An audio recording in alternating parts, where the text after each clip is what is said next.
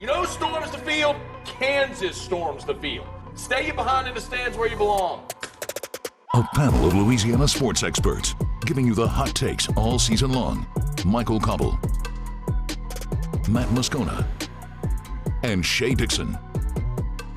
This is Sports Takeover. Welcome in, everyone, to Sports Takeover LSU Bama Week. You know who storms the field? Kansas did it again this week. They beat Oklahoma, they stormed the field. What are you doing? Stay in the stand. Is it warranted, though, when you beat Oklahoma? No, it's Kansas. They win a game, they storm the field. It's Kansas. It's quarter zip season. It is fantastic weather. And happy Halloween, everyone. Hope you're having a great time if you're not out there trick-or-treating with your kids. You guys dressing up, handing out candy tonight? Cauble tried to get us to dress up, and I voted no. I thought about wearing, I still have my high school shoulder pads. I thought about wearing like a Glory full-on days. football uniform. Glory days. Well, I mean, they're just in the attic. I mean, they're just like in a garbage bag. What are you going to throw them away? Cue the Bruce Springsteen. I bet they smell That's fantastic. when your folks cleared out their hat and said, yes, take it all. Exactly. Yeah. Got married. Yeah, they're like, hey, now that you're married, take everything out of our attic. So you haven't gotten that conversation yet? All right, let's talk a little football. We've certainly had a couple of weeks to build up to this one, and we're going to get off the rails a little bit later in the show, I believe, because we're going to talk about what you do during the open date. But LSU and Alabama, definitely, you know, it is a game that everyone remembers fresh on their mind because of last year's overtime thriller where LSU took out the Tide, and certainly, you know, it's going to be fun to see how they approach this one. I feel like it's a little different footing this year because both teams have some problem areas. LSU's defense continues to struggle and has been plagued by injury. We'll talk about that in a few minutes. But Alabama has really kind of struggled as well, offensively early in the year, trying to find their footing. And their defense isn't the suffocating defense we've seen in the past. The Tigers certainly able to shock the world with the overtime thriller. Mason Taylor with a huge game. Jaden Daniels certainly showing that he is capable of handling the moment and getting his Tigers to the biggest stage. Can they do it again? Can they shock the world again? It's setting up for a fantastic matchup between two great rivals.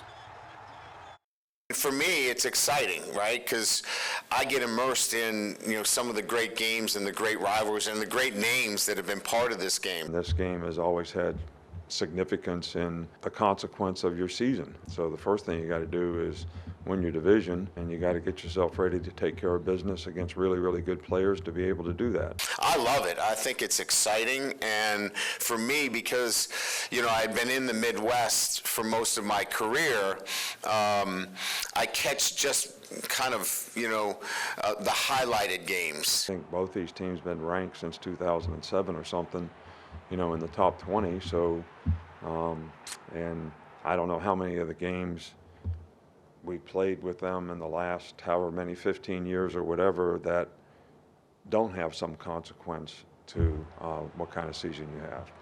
I remember some of those slugfests when it was 10-3, 10-7, some of those tight games.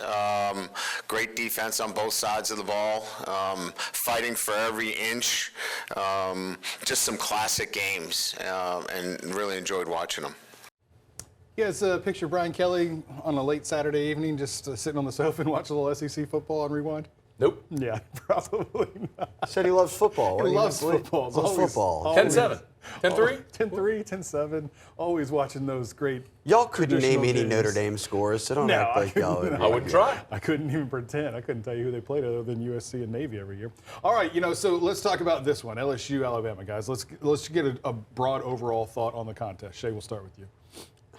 Offense versus defense. I mean, that's what it comes down to for me. Question marks to be answered? Number one offense in the country right now. Still, even after the bye week, these guys lead statistically. Jaden, more yards than anyone in the country. Malik, more receiving yards than anyone in the country. Brian Thomas tied for the most touchdowns versus an Alabama defense that, as Brian Kelly said, this will be the best defense we'll face this year. I think that's what I'm watching. So naturally, special teams figures this one out, huh, Matt?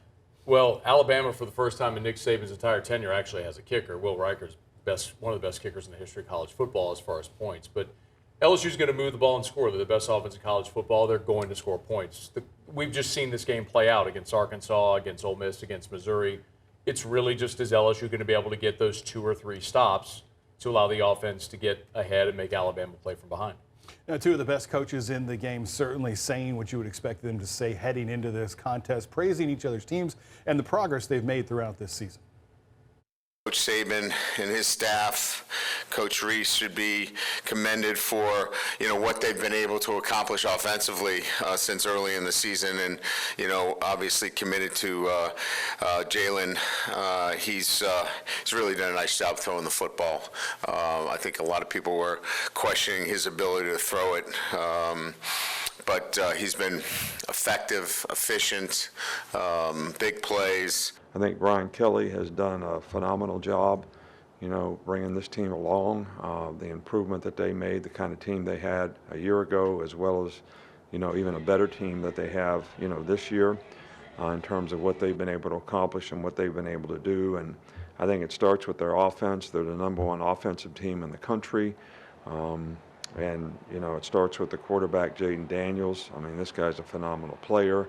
He's a dual threat player. He's a great passer. He makes lots of plays with his feet.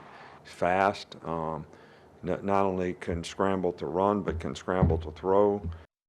Yes, as you guys have just said, it is going to be about what the offense can do for LSU against that Alabama defense, and what the LSU defense can come to the field with. When we come back, we're going to talk about the injuries that have beset this Tiger team and how they move forward against the Tide. Sports Takeover will return after these messages. Now, back to Sports Takeover. I think we've been at it long enough now where these guys are ready to go. They got no choice unless you're ready to go. I'm not sure. We could have a matchup problem. Oh, you definitely don't want the media out there trying to backpedal. I think we've seen that before, and it did not go well. Guys, this Tiger football team has been bitten by the injury bug, and they certainly have some off-the-field issues that are affecting their cornerback room as well. The Tiger defense looked like it was taking a step forward, certainly against Army. We saw some fantastic play. And really, you're seeing some different guys come to the field. But unfortunately, in the secondary, whether it be because of off-the-field issues or because of now injury, LSU is going to be particularly thin. Let's take a look at the cornerback room right now and see who's available and who is unavailable. Basically, everyone on your left is available and young, outside of Sage Ryan. Everybody on your right should know better or are injured. Zy Alexander, the latest, and this doesn't sound good from Coach Kelly, an indefinite time for his return. J.K. Johnson obviously getting hurt before the start of the year. Look, is Travolta there? Pulp Fiction, huh? Come on, Matt, you got to catch that reference, right? What's going on here, huh? But guys, this is DEFCON 5, an alert situation for the secondary. What are your thoughts on LSU's cornerback room right now? No, it's not. Yeah, I agree. Oh, They you stink agree it's anyway. not? You agree it's not? I don't. This is the worst secondary we've ever seen. So you're it can't be worse. It could, but here, look, this is why it's not, to me, a big deal. Deuce Chestnut has not done anything since the first week of the season for them. He hasn't even played in those first 4 games. Denver Harris in and out of the lineup. It's not like we were talking about Denver Harris every single week saying how unbelievable he's been playing. The loss is threefold. Mekhi Wingo, your best defensive lineman maybe. You've been without Greg Brooks, your best DB all season. And now Zy Alexander, whether he takes his lumps or not, has played more reps at cornerback than anyone. When Those he's are making your progress. 3 issues. I mean, that's the thing to me. Zy is at least making progress out of this group. I will add, in a more serious note, yes, you were down 3 defensive starters that are arguably the best at their position. Correct. In Greg Brooks, in Mekhi Wingo, and Zy Alexander has been your best cornerback. But your defense has not been good this year. So I'm actually kind of excited to see the young, talented guys that were recruited here because they were good enough to be recruited by LSU to go see if they can run. Listen, in 2013, we saw this with who's the Rashard Robinson. Rashard Robinson was like a late addition from the clearinghouse. Shows up the week of the TCU game in the opener, and boom, he's on the field at 160 pounds. You can or you can't when you're out there. Like, let's go see if these kids can. To that point, Coach Kelly says he has a lot of confidence in these young corners. They've been around long enough now. I mean, I think, you're into the season now, 8 games. They had, some time here in camp and some, we had some mid-year enrollment. To say that they're inexperienced, yes, they haven't played a lot of SEC games, but they know what they're doing. They understand our techniques. They know what's expected of them. So I'd say more than anything else, you have to have confidence in your players and their ability to do it. And I've got confidence that, you know, whether it's Jeremiah Hughes or David Toviano, Ashton Stamps, all three of those freshmen can go out and you know, play at the level necessary for us to win a championship. As Matt said, they're going to be thrown to the fire either way. And Shea, you mentioned it. Mekhi Wingo, LSU's seasoned defensive tackle, also out. Coach Kelly saying that Mekhi had season-ending surgery. Mekhi kind of took to Twitter and said he'll be back for the playoffs should the LSU football team make it, but at least 6 weeks. Matt, I heard you on your radio show yesterday say that, you know, this wasn't as alarming to you because Mekhi really hasn't played. And I'll tell you, when I was trying to find video of him, he really hasn't played a lot recently. He's been battling an injury for most of the year. And Brian Kelly told us on Monday that Jordan Jefferson actually is graded out the highest among their defensive tackles. It's not a good thing that Wingo is gone, but that's a place where they were very aggressive in the portal, bringing in Jordan Jefferson, bringing in Jalen Lee. We've seen Paris Shan play inside and out. You still have Jacoby and Guillory, who's a 340-pound, they call him Tank, just this space eater in the middle. And, of course, you got Mason Smith. I think you are okay on your defensive front in this game without Mekhi Wingo. I agree. And look, I trust my guy Matty B, who does our film studies on Bengal Tiger every week. He said exactly what Matt did. He said, go put on the Auburn film. That's not Mekhi Wingo. He wasn't making the plays Mekhi Wingo makes. So if you're going to have him out there at 70%, it doesn't make sense. Play Jordan Jefferson. Play these backups that you went to the portal to get for situations like this. Let's skip ahead now and talk about one reason why they might be okay is because of the settling nature of the linebacker play and Omar Speights. Brian Kelly talked about it yesterday, kind of slipped him in there, and I wanted to circle back to it. So I asked him kind of what has Omar's return to the lineup done for this Tiger defense. His answer was pretty good about settling and calming everyone else around him. You know, we had Witt in there, and everybody loves Witt, and I love Witt too. He's athletic, he's fast, he runs around. He really is going to be an outstanding football player for us. Omar brings a settling influence out there with Greg Penn. You've got two veteran players that have seen it, done it, have played a lot of snaps. And as much as we talk about the back end of the defense that don't have a lot of snaps, it's nice to be able to come back and have, you know, two veteran linebackers in there communicating to the back end with two safeties that have played a lot of football. All right, so LSU's defense, you guys say should be all right, even with the youth movement and maybe some of the depth is an issue. I didn't say they're going to be all right. Well, yeah, they're going to be what they are, right? I guess let's just I say didn't say that. they're not necessarily worse off. Let's be very clear. Let's talk about that Alabama defense, which is something that's really not getting a lot of pub or a lot of run because of the struggles that their offense has had throughout the course of this first half of the season. But the Tide defense, susceptible maybe to the big play here or there, certainly looks like they rise to the occasion when needed. Their linebackers are quite tough, you know, just looking at some of the game film that we've seen on them. Coach Kelly talked about this Alabama defense, one that he knows quite well. Well coached, stingy. Kevin Steele and his staff do a great job. I think that there's not a lot of air in that defense. You're going to have to be on top of things. We're going to have to be very balanced. You can't just want to just throw it all over the place or think that you're going to go in there and move the line of scrimmage. They're big and physical up front.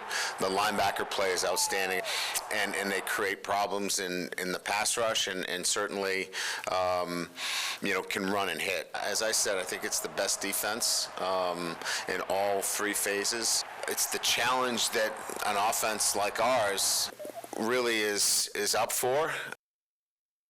I think that's the best part of it, the challenge that this defense presents to this LSU offense, and they're excited about the opportunity. Bama's getting better and better on D. Michael, too, you talk about building youth at DB for LSU. That's what Bama's done. Caleb Downs is unbelievable. He's one of those guys you'll see out there this weekend, and you want to avoid him at all costs. He's a freshman, but he's a former five-star who can play. LSU's offense is way better. They're going to score a bunch. But I am interested in Will Campbell against Dallas Turner. That's going to be fun to see. All right, when we come back, we're going to talk about that LSU offense putting up record numbers. Can they continue against Alabama this weekend? Sports Takeover will return after these messages. Now, back to Sports Takeover. Well, he killed us last year, so, I mean, guys was a really, really good player last year. He's a really, really good player now. love it. I love it. Nick Saban's kryptonite is running quarterbacks. No matter where he's been, it's always been the thing that his teams had struggled with the most. And most teams do, but his team specifically, when they're so good defensively, definitely struggling against Jaden Daniels last year. And everyone's struggling against Jaden Daniels this year, let's be honest, right? Best quarterback in America. Okay, you want my stat now? Let's do it. I stole it from Brett McMurphy. LSU's Jaden Daniels trying to become the first starting quarterback to beat Nick Saban in consecutive seasons since 1998-99 when he was at Michigan State. Wow. Who was the quarterback that beat him? Matt, just go ahead and take it. It was Drew Brees. It was Drew Brees. Drew Brees at Purdue. How about that? Michigan State, Purdue. Although the we great could rivalry. combine Jordan Jefferson, Jarrett Lee in 2010 and 11. Do they both That'd be get credit for cheating. that? It's not the point of what we're talking about. Let's talk about They both Jaden played in both Daniels. games. Jaden Daniels, as Nick Saban will say, is really just doing everything at a very high level, and his diversity in his game is one of the reasons he's so hard to defend. Coach Saban talked about triple option type principles with Jaden, his ability to run, to hand off, and of course to throw the ball. Guys, everything we've wanted out of Jaden, he's delivered on. You know, the accuracy, the staying in the pocket, the deep shots down the field. There's very little this guy is not hitting on right now. It's unbelievable. If there were no Joe Burrow, Jaden Daniels would be putting on the single greatest season any of us had ever seen in LSU history. I never thought we would see anything rival 2019 again. And here just 4 years later to be seeing this, and a guy who even with 2 losses has a legitimate chance of winning the Heisman Trophy and is the best quarterback in college football this year is pretty mind-boggling. Coach Saban talked about Jaden and what they have to face at this LSU offense. You know, they execute their offenses, you know, to perfection. And it starts with him because he makes the right reads relative to runs and passes and, you know, zone option plays and pass down plays. He's very good at reading coverages, makes really quick decisions. All those things were evident last year, I think, by the way he played, and I think he's probably even better, you know, now because he has even more experience and knowledge in the offense, and they've got really good players around him. Yeah, he's better, and the supporting cast is better. These are the latest odds from BetMGM. Jaden Daniels currently the third favorite, Matt, as you said, in the Heisman race with 2 losses. And face it, this game will either make or break Jaden's Heisman campaigns. Interesting, Jalen Milroe down at the end there, pulling some long odds. But hey, if he has a big game against LSU, who knows? He could get back into the mix. Coach Kelly talked about Jaden and this game affecting his Heisman race. It'll be part of the body of work throughout the entire season. You know, he's going to have other games. He's going to have the Florida game and Georgia State and Texas A&M and postseason, but it'll certainly be part of the body of work. If he throws 4 interceptions and, you know, certainly we don't play well, that will be part of the body of work throughout the entire season. I don't know that it's one game that makes or breaks a Heisman. I think, you know, he's going to be judged on the entire season, and there'll be a lot of eyes certainly on this particular game. If you look at most media polls, most media have Jaden as their front runner. The betting odds tell you, though, that the odds makers don't think LSU is going to beat Alabama, which is why Jaden isn't at the top. Or win out. Or win out. That's I would say I think they just have such a tough road ahead of them. I think it's the money thing. But, you know, we talked about Jalen Milroe, and we've talked about that Alabama offense kind of coming along. Milroe is certainly figuring it out. He's the guy that got some time last year, but this year, you know, they're really relying on him. He did get benched early in the season, then went quickly right back to him. He's struggled with accuracy. Some of the things that, you know, we said about Jaden last year, he struggled with holding on to the ball, certainly, but he is a gifted runner. He is a threat that this Tiger defense will have to handle. You know, I think at first, you know, there was this sense that he was just going to run all over the place, right? This is going to be a running quarterback, but he's not. I mean, he'll run and he can go from 0 to 60 as well as anybody. And he is a threat to run. There's no doubt about that. But he's going to stay in the pocket. He's going to throw the football. And the way they create offense is through a balance of running the football, formationing you so you can get some shots down the field. And he throws the ball well. I mean, he throws the ball well. Matt, LSU have to be diligent with the play action pass. It's the biggest misconception about Alabama's offense and Jalen Milroe.